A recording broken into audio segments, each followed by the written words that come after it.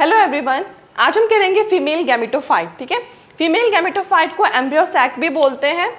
ठीक है, तो इसका फॉर्मेशन कैसे होता है, इसके क्या स्ट्रक्चर होते हैं, वो आज हम देखेंगे। ठीक है, सबसे पहले आता है मोनोस्पोरिक डेवलपमेंट। मोनोस्पोरिक डेवलपमेंट क्या होता है? In most of the flowering plants, जितने भी फ्लावरिंग प्लांट्स होते हैं उनमें से क्या होते हैं, 4 मेगास्पोर्स होते हैं। हमने पहले वाले लेक्चर में किया था। 4 मेगास्पोर्स में से जो 3 थे वो डीजेनरेट हो गए थे, सिर्फ एक ही स्पोर जो था वो फंक्शनल था। तो उसमें क्या होता है कि जो एम्ब्रियो सैक है वो उसी एक फंक्शनल मेगास्पोर से डेवलप होता है, तो इसलिए इसको मोनोस्पोरिक बोला गया है। ठीक है, मोनो मीन्स कि सिंगल और स्पोरिक मीन्स स्पोर। तो जब एम्ब्रियो सैक का फॉर्मेशन सिंगल स्पोर से होता है तो उसे बोलते हैं मोनोस्पोरिक डेवलपमेंट। और ये किस में होता है? फ्लावरिंग प्लांट्स में। ठीक है, तो ये भी हम देख लेते हैं। और एम्ब्रियो सैक को फीमेल गैमेटोफाइट भी बोलते हैं। तो सबसे पहले हम देख लेते हैं megaspore mother cell. Megaspore mother cell क्या होता है? एमएमसी भी बोलते हैं इसको। मदर सेल क्यों बोल रहे हैं? क्योंकि मेगास्पोर को फॉर्म कर रहा है। और ये कितना होता है? 2n होता है। मींस इसमें नंबर ऑफ क्रोमोसोम्स कितने होते हैं? 46। ये डिप्लॉयड होता है। तो ये है MMC, megaspore mother cell. 1 marks से क्वेश्चन में आता है कि what is the full form of MMC. ठीक है, तो ये आपको पता होना चाहिए। MMC means megaspore mother cell. ठीक है, तो अब ये जो एमएमसी है उसका क्या होगा? मियोसिस डिवीजन होगा। जब इस मेगास्पोर का मियोसिस डिवीजन होगा उससे क्या फॉर्म होगा? ये देखो 4 मेगास्पोर्स। ठीक है, और इनका जो ये होगा नंबर ऑफ क्रोमोसोम्स, ये n होगा, मींस हाफ होगा। ये क्या होंगे? हैप्लॉइड होंगे। तो यहाँ पे आपको दिख रहा है 4 मेगास्पोर्स। अब उसके बाद क्या होगा?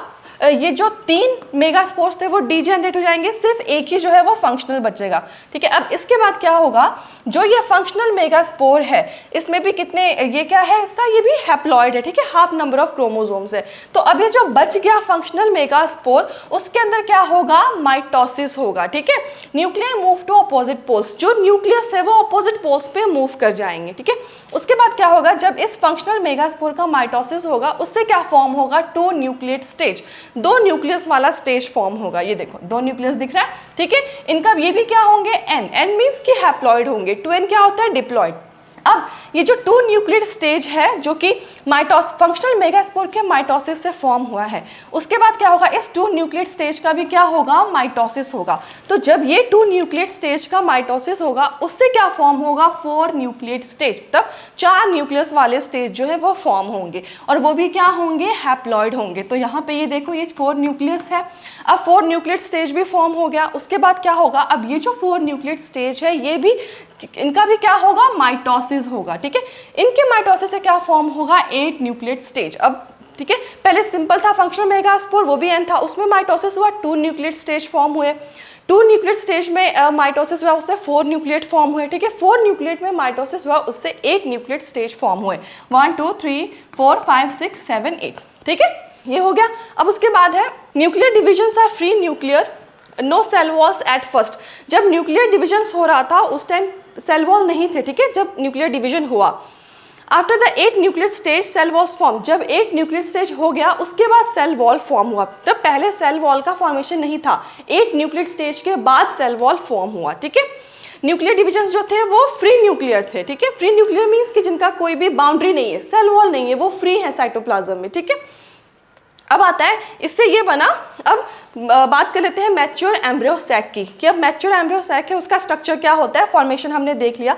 तो जो मैच्योर एम्ब्रियो सैक होता है उसमें कितने सेल होते हैं? 7 सेल होते हैं। ठीक है, और न्यूक्लियस कितने होते हैं उसमें? 8 न्यूक्लियस, जो यहाँ पे हमने देखा था। ठीक है, तो सबसे पहले आता है ये वाला, ऊपर वाला जो है माइक्रोपाइलर एंड। ठीक है, जो उसके ऑपोजिट होगा वो होगा चिलाजल एंड। ठीक है, ये ऑपोजिट पोल्स है, माइक्रोपाइलर एंड और चिलाजल पोल्स। ठीक है, अब यहाँ पे देख लेते हैं माइक्रोपाइलर एंड पे क्या होगा? सिनर्जिड्स होंगे। 2 सिनर्जिड्स है, ये ब्लू वाले, ये जो दोनों हैं ये वाले, ये है सिनर्जिड्स। ठीक है, ये जो सिनर्जिड्स होते हैं इनके पास क्या होता है? Filiform apparatus. ये जो आपको दिख रहा है ना जॉइंट सा, ये है फिलीफॉर्म एपरेटस। फिलीफॉर्म एपरेटस का क्या फंक्शन होता है सिनर्जिड्स में? वो पॉलन ट्यूब को गाइड करते हैं। ठीक है, तो ये भी इंपॉर्टेंट क्वेश्चन है कि जो सिनर्जिड्स, फिलीफॉर्म एपरेटस किसके पास होता है? वो सिनर्जिड्स के पास होता है। और फिलीफॉर्म एपरेटस का फंक्शन क्या होता है? पॉलन ट्यूब को गाइड करना। ठीक है, उसके बाद आता है इनके बीच में आप देख रहे हो एक पिंक कलर का स्ट्रक्चर है, वो क्या है? एग सेल है। एग सेल एक ही है। ठीक है, तो ये जो माइक्रोपाइलर एंड है यहाँ पे 3 सेल्स है, 2 सिनर्जिड्स है और बीच में जो है वो एग सेल है। ठीक है, फिर बीच में आता है सेंट्रल। सेंट्रल पे आपको देख रही है होता है सेंट्रल सेल। ठीक है, ये दिख रही है 2 विद 2 पोलर न्यूक्लियाई। वैसे तो ये एक सेंट्रल सेल एक ही है, लेकिन इनके अंदर पोलर न्यूक्लियाई कितने हैं? 2, ठीक है। फिर चिलाजल एंड पे क्या होता है? एंटीपोडल सेल्स होते हैं। कितने एंटीपोडल सेल्स होते हैं? 3 एंटीपोडल सेल्स, 1 2 3, ठीक है। तो ये पता चलेगा माइक्रोपाइलर एंड पे 2 सिनर्जिड्स होंगे, बीच में एक्सेल होगा और सिनर्जिड्स का फिलीफॉर्म होगा। फिलीफॉर्म क्या करेगा? पोलन ट्यूब्स को गाइड करेगा। बीच में एक सेंट्रल सेल होगा, सेंट्रल सेल के अंदर 2 पोलर न्यूक्लियाई होंगे, ठीक है। और चिलाजल एंड पे क्या होंगे? 3 एंटीपोडल सेल्स होंगे, ठीक है। और ये जो हमने ऊपर देखा पूरा, जहाँ पे 2 सिनर्जिड्स और एक एग सेल था, इन तीनों को क्या बोलते हैं? Egg apparatus. क्या बोलते हैं? Egg apparatus. तो इसमें 3 सेल्स हो गए, 2 सिनर्जिड्स और एक एग सेल, ठीक है। तो ये भी क्वेश्चन आ सकता है कि एग एपरेटस में कौन से सेल्स होते हैं, या फिर कौन से सेल्स मिलके कॉन्स्टिट्यूट करते हैं एग एपरेटस को। तो 2 सिनर्जिड्स और एक एग सेल मिलके बनाते हैं एग एपरेटस। तो एग एपरेटस के अंदर कितने सेल हुए? 3 सेल्स, ठीक है। तो ये पूरा इसका है फॉर्मेशन। मेगास्पोर या एम्ब्रियो सैक का क्या फंक्शन है। अब है इनकी प्लॉइडी देख लेते हैं, मतलब हैप्लॉइड है या डिप्लॉइड है वो भी है, क्योंकि वो भी 1 मार्क्स क्वेश्चन में आता है।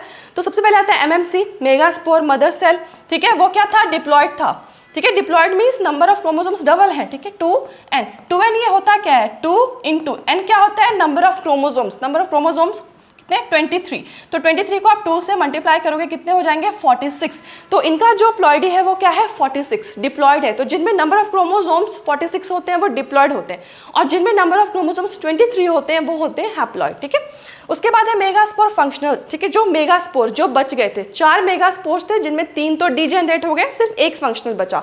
तो जो फंक्शनल वाला था उसका प्लॉइडी क्या है? वो है हैप्लॉइड। हैप्लॉइड n, ठीक है, n मीन्स हैप्लॉइड। तो n क्या हुआ? 23। तो इनके पास कितने क्रोमोसोम्स होंगे? सिर्फ 23। फिर आता है फीमेल गैमेटोफाइट, एम्ब्रियो सैक। जो एम्ब्रियो सैक है वो भी क्या हुआ? वो भी हैप्लॉइड है, उसमें भी नंबर ऑफ क्रोमोसोम्स क्या है? 23। न्यूक्लियाई इन एम्ब्रियो सैक में जो न्यूक्लियाई है वो भी क्या है? हैप्लॉइड है, n है, उनमें भी नंबर ऑफ क्रोमोसोम्स कितने हुए? 23। और यहाँ पे एक और चीज़ हमने इसको बोला है कि जो ये मैच्योर एम्ब्रियो सैक है वो कैसे 7 सेल्ड कैसे हुआ और 8 न्यूक्लिएट कैसे हुआ, ठीक है। तो 7 सेल देखो, 1 2 3, ठीक है, 2 सिनर्जिड्स, एक एग सेल, ठीक है, ये हो गए 3, और बीच का एक सेंट्रल सेल वो एक ही मानेंगे, 4 हो गया। और ये जो लास्ट में चिलाजल पे जो 3 एंटीपोडल्स थे, कितने हो गए? 5 6 7। तो 3 ऊपर वाले, बीच का एक सेंट्रल सेल, और नीचे वाले जो चिलाजल एंड वाले हैं वो 3, तो कितने हो गए? 7, ठीक है। 1 2 3 4 5 6 7। ये पूरा कंप्लीटली एक सेंट्रल सेल जो है वो एक सेल माना जाएगा, ठीक है। अगर न्यूक्लियाई की बात करें तो ये 8 न्यूक्लियाई कैसे हो रहा है, ठीक है। तो ये 1 2 3, और ये जो सेंट्रल सेल है इसमें न्यूक्लियस कितने हैं? पोलर न्यूक्लियाई कितने हैं? 2। तो कितने न्यूक्लियस हो गए? 2 न्यूक्लियस। तो इसलिए 1 2 3 4 5 6 7 8, सबके अपने हर सेल के अंदर न्यूक्लियाई होगा, तो इसीलिए सारे मिलके कितने बने?